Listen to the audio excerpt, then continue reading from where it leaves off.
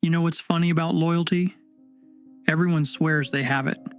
Hand on heart, eyes steady, voice sure. They say the words like it costs nothing. I'd take a bullet for you, partner. And maybe that's the tell. Because real loyalty, it costs everything. Tonight, I want to tell you about two men. One who meant those words, and one who sold them for $50,000. But here's the thing about betrayal. And listen close, because this is the part people always get wrong. The knife doesn't hurt when it goes in. It hurts when you recognize the hand on the handle. My name doesn't matter. You can call me the collector. And this is a debt that took its sweet time coming due. The city was called a lot of things in 1947. The papers called it a jewel. The mayor called it progress. The people who lived in its guts, the ones who smelled the rot beneath the perfume, they just called it what it was. Home.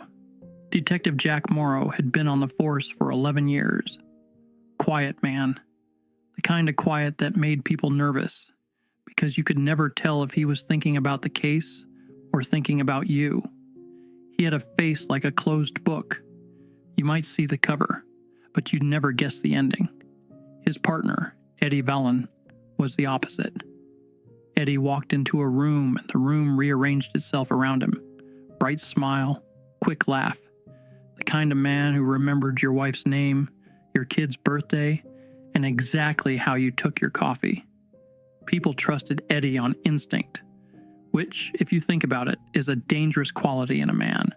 They'd been partners for 4 years, Jack and Eddie, Morrow and Vallon. The precinct called them the lock and the key. Jack built the cases tight as a vault, and Eddie charmed the confessions out. They had a clearance rate that made the captain smile and the defense attorneys drink. And right now, they had the biggest case of their careers spread across Jack's desk like a patient on an operating table. Sal Ferrano, 12 known associates, ties to the dockyards, the unions, and, if the boys in Vice had it right, at least 3 judges. Eddie leaned over the desk and said they weren't just poking a bear. They were poking a bear that owned the zoo. Jack's answer was simple. Then they'd better make sure they only poked once. He said it flat. No drama. That was his way. But if you look close, and nobody ever did, because Eddie was always the one they were watching, you might have noticed something behind Jack's eyes. Something cold. Something patient. Something that had been waiting for a very long time. Loyalty is a currency. And in this city, currency has a way of changing hands. Jack found the witness on a Tuesday. Her name was Lily Dow. Worked as a bookkeeper for a laundry service on the east side. At least that's what the ledger said. But the laundry service was one of Ferrano's fronts, and Lily had been keeping 2 sets of books. The real ones connected Sal Ferrano to 3 murders, a protection racket, and enough tax fraud to put him away for 40 years. She'd come forward through a back channel. Anonymous letter to the precinct, no return address, but with enough detail to prove she was the real thing. Eddie was electric when he heard. This was it, he told Jack. The whole case wrapped in a bow. Bring her in, get the testimony on record, and Ferrano goes down. Eddie was already spending the promotion in his mind. You could see it. The way his eyes went bright. The way he straightened his tie like he was practicing for the press photo. Eddie Vallon always had his eye on the next rung. Jack said they needed to be careful. Ferrano had ears everywhere. Bring Lily through the front door, and she'd be dead before the stenographer sat down. So they'd do it quiet. A safe house. Off the books. Just the 2 of them. Eddie agreed, eagerly. Almost too eagerly, if Eddie had been the kind of man who noticed things like that about other people. But Eddie noticed things about Eddie, and other people were just the scenery. That night, Eddie made a phone call. Not from the precinct, not from his apartment, from a phone booth on Garfield, 3 blocks from a bar he never went to. in a neighborhood where nobody knew his name. The call lasted 90 seconds. Eddie said 7 words. Then he hung up, turned his collar against the rain, and walked back to his car. Every man has a price. Eddie Vallon thought his was $50,000. He was wrong. His price was much, much higher. But I'm getting ahead of myself. The safe house was a second-floor walk-up above a cobbler's shop on Meridian Avenue. Dusty curtains.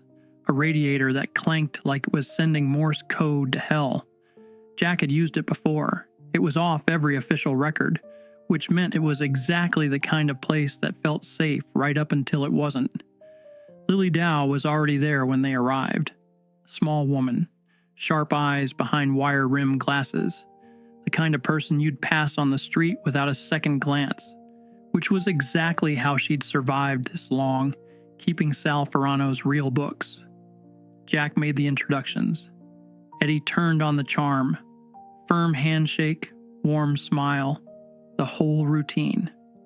Lily looked at him the way a cat looks at a dog, polite but not fooled. They sat down and Lily started talking. Dates, names, dollar amounts. She had a memory like a steel trap and a voice like she was reading a grocery list. Murders, payoffs, bodies in the harbor. All of it laid out clean and clinical while the radiator clanked and the rain came down outside. That's when the windows exploded. 3 gunmen, masks, Tommy guns, the kind of hardware that turns a conversation into a crime scene in about 4 seconds flat. Jack moved first, grabbed Lily, shoved her behind the radiator. A bullet caught him in the left shoulder. He felt it like a hammer blow, like someone had driven a railroad spike through his coat. Blood, immediate and warm, spreading down his arm. And Eddie, I'll give the man this, because a debt collector deals in truth. Eddie was brave when it counted. He put 3 rounds through the doorway, dropped 1 gunman, and dragged Jack toward the back stairs while laying suppressive fire with his offhand. Got them out, all 3 of them.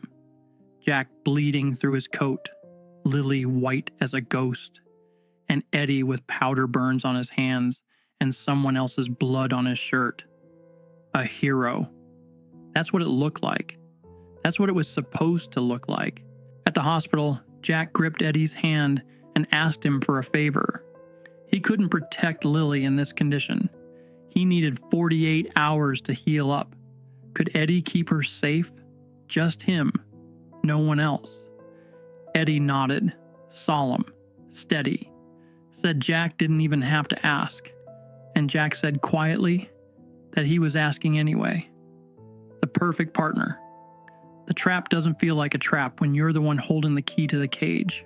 Eddie stashed Lily in a motor court on the south side, the kind of place that asked for cash and didn't ask for names. He sat in a chair by the door with his gun on his knee and his hat pulled low, playing the guardian. Lily, for her part, wouldn't stop talking. Not nervously, deliberately. Like she'd memorized the whole operation and needed to get it out before someone silenced her for good. She told Eddie about Ferrano's 3 accounts. The one the IRS saw, the one his wife saw, and the one that mattered. That 3rd book, she said, she'd kept in her head. 37 transactions over 2 years. She could name every recipient. Eddie told her to save it for the deposition. She asked what happened if she didn't make it to the deposition. Then she kept going anyway.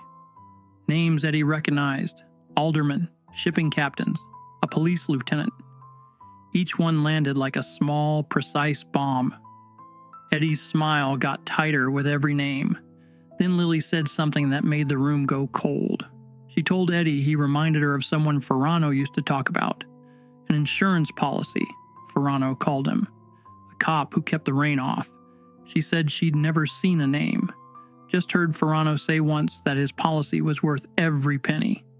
That the man smiled, and nobody ever looked behind the smile. Eddie laughed. Short, sharp, too quick. He said Ferrano had cops on payroll all over the city. Could be anybody.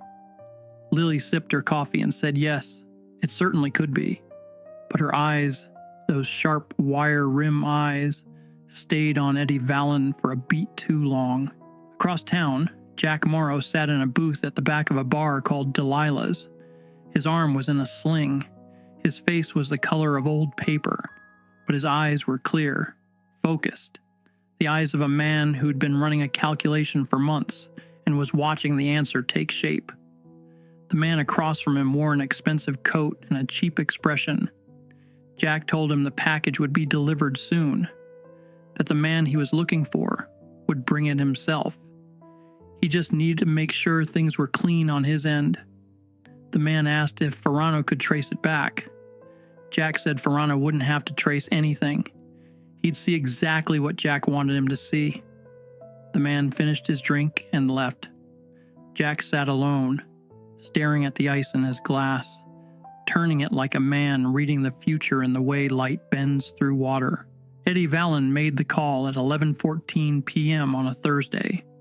Not from the motor court, from a diner 2 miles away, after telling Lily he was stepping out for cigarettes. He called Sal Ferrano directly. Now, you might wonder how a detective gets a direct line to the most dangerous man in the city. The answer is simple. He'd had it for years.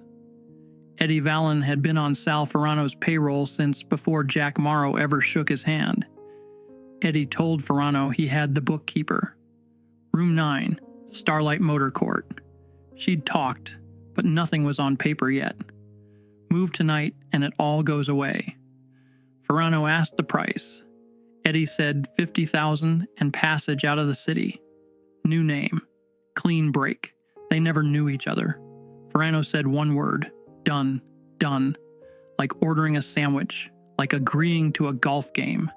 The weight of a woman's life and a partner's trust, reduced to a single syllable over a phone line. Eddie drove back and told Lily they need to move. New safe house. Better security. She looked at him. Those sharp eyes again, but she got in the car. He drove her to a warehouse on the waterfront. Ferrano's men were already there, 3 of them, standing in the yellow light of a loading dock like they'd been carved from the shadows. Eddie stopped the car. Didn't get out, just unlocked the doors. He told her he was sorry. He said it like he meant it. Lily looked at him, and she smiled. A small, strange smile that Eddie would think about later. Too late, but he'd think about it. She told him no, he wasn't sorry. Not yet. They took her. Eddie drove away with an envelope on the passenger seat. $50,000 in worn bills. He parked under a bridge on the waterfront and counted every single one. Twice. Then he sat there, engine off, listening to the rain on the roof, and he felt, what? Relief? Guilt? Freedom? It doesn't matter, because none of those feelings were going to save him. Eddie Vallon got exactly what he wanted, and that, dear listener, is how you know the debt is almost due. Eddie walked into the precinct the next morning wearing the right face. He'd rehearsed it in the car mirror. Grief, shock, anger. He had the words ready, the tremor in the voice, the clenched jaw, the whole performance of a man who had failed his partner and couldn't forgive himself. They got Lily, Jack. I stepped out for 5 minutes, and when I came back, the room was tossed, and she was gone. That was the script. But he never got to deliver it, because Jack wasn't at his desk. Jack's chair was empty. His coffee cup was cold. His coat wasn't on the hook. The only thing on Jack's desk was a manila folder, thick as a Bible, with a single word written on the front in Jack's precise handwriting. Vallon. Eddie opened the folder. Photographs first. Eddie on a corner with one of Ferrano's runners. Eddie passing an envelope at a racetrack. Eddie at the phone booth on Garfield. The one he thought no one knew about. Taken from across the street with a telephoto lens. Transcripts next. His phone calls. Everyone. Going back 8 months. His voice, his words, typed up clean and damning with dates and timestamps. Bank records. The deposits. Irregular. Always cash. Always in amounts just under the reporting threshold. a pattern so obvious that once you saw it laid out on a single page, you couldn't understand how anyone had missed it. And at the bottom of the stack, a timeline, a single page, handwritten.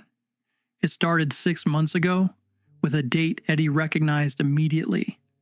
The botched raid on Ferrano's warehouse, the one where the tip was bad, the backup was late, and Jack Morrow took 2 rounds in the vest and nearly bled out in a stairwell. Next to the date, in Jack's handwriting, 5 words. Eddie fed them our route. Eddie's hands were shaking because he understood, all at once, the way a man steps off a curb and sees the bus too late, that this file wasn't new. It wasn't something Jack had stumbled across.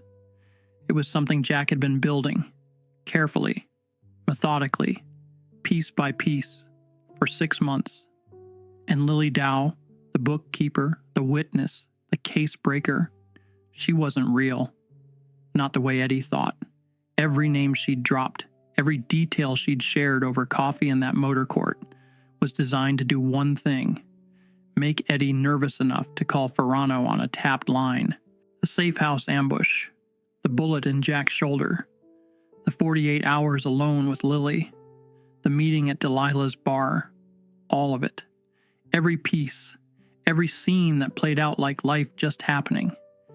It was Jack Morrow building a cage out of Eddie Vallen's own betrayal. Eddie looked up from the file. Through the precinct window he saw them. Not squad cars. Black sedans. 3 of them. Ferrano's cars. And now Eddie understood the last piece. The man at Delilah's, Jack's meeting, hadn't been an informant or another cop.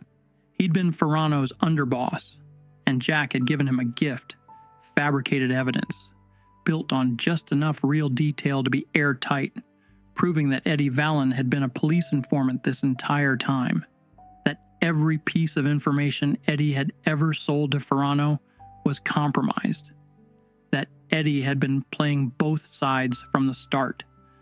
None of it was true, but the beauty of it, the terrible, patient, surgical beauty, was that it didn't have to be true. It just had to look exactly like the kind of thing Eddie Vallen would do. And who knew what Eddie would do better than the partner he'd been betraying for years? Jack Morrow didn't break a single law, didn't fire a single shot. He simply arranged the pieces on the board and waited for Eddie to make every move himself. Every call was Eddie's choice. Every betrayal was voluntary.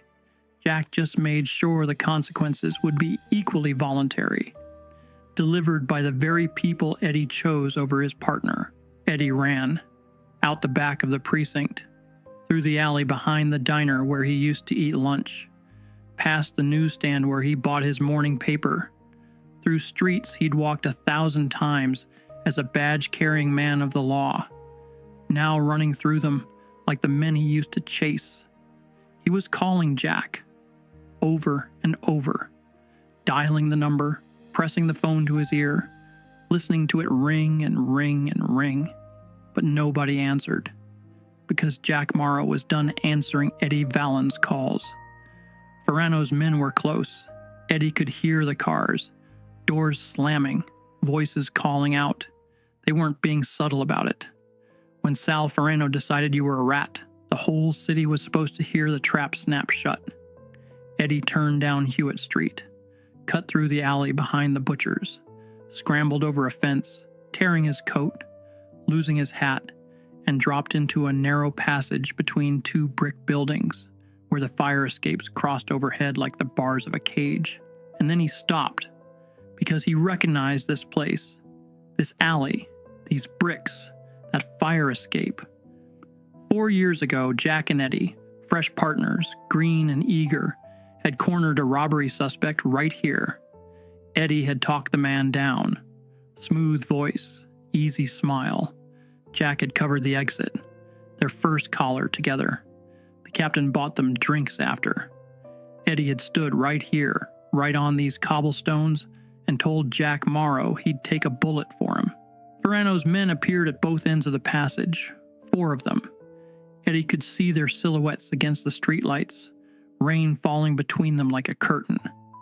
Eddie screamed, told him he wasn't a rat, told him it was a setup, that someone had fed Ferrano bad information, that he'd been loyal, he'd always been loyal, but the evidence was too clean, too perfect, built with the same precision Eddie himself had used to plant the misdirection that nearly got Jack killed 6 months ago. The same technique, the same cold, calculated framing, turned around on him like a mirror, and the men at the ends of that alley, they believed they were executing a traitor. Just like Eddie had believed he was making a smart business decision, the symmetry was exact, and the universe, or something older than the universe, had been keeping count. Eddie Vallon died in that alley, in the rain, on the same cobblestones where he'd once promised his partner he'd take a bullet for him. He died reaching for a partner who had already collected what was owed. The last thing Eddie saw, and this is the detail that stays with me, the one I carry in the ledger long after the ink dries, was the fire escape above him. The same one Jack had stood on 4 years ago, covering the exit, trusting his partner with his back. The bars of the cage had always been there. Eddie just hadn't looked up. 3 blocks away, Jack Morrow sat in his car. Engine off, windows fogged, he heard the shots. Distant, muffled by the rain, but unmistakable if you've spent 11 years learning the difference between a backfire and a bullet. He lit a cigarette. He didn't flinch. Jack Morrow never pulled a trigger, never broke a law, never raised his voice. He simply held up a mirror made of Eddie's own choices and let the reflection do the rest. Every call Eddie made was his own. Every lie was voluntary. Every step toward that alley was a step Eddie took with his own 2 feet. Jack just made sure the road led where it was always going to lead. And that bullet in Jack's shoulder, the one from the safe house, the one he took in an ambush he'd arranged himself, that was the price of the trap. Jack Morrow was willing to bleed to make the performance convincing. Think about that for a moment. Think about how deep the betrayal had to cut for a man to put a real bullet in his own shoulder just to make sure the lie was perfect. That's not anger. That's not revenge. That's patience. And patience is the most dangerous currency there is, because fire burns out, ice melts, but patience just waits and waits and waits until the debtor walks into the cage himself and closes the door from the inside. Some debts are collected with fire, some with ice. Jack Morrow collected his with patience, and Eddie Vallon paid in full, in the only currency this city accepts. The ledger balances, the alley remembers, and I move on. If this story got under your skin, if you felt that twist land the way it was meant to, then do me a favor. Hit that subscribe button, not for me, for the ledger. Because there are more debts out there, and trust me, the next one's already overdue. Drop a comment and tell me, did you see it coming? Did you catch the moment Jack stopped being the victim and started being the trap? I want to know where you figured it out, or where you didn't. And if you know someone who loves a good noir, a story with teeth, share this with them. Some stories are better when someone else is listening over your shoulder. Ring that notification bell. The collector doesn't keep a schedule, but the debts don't wait.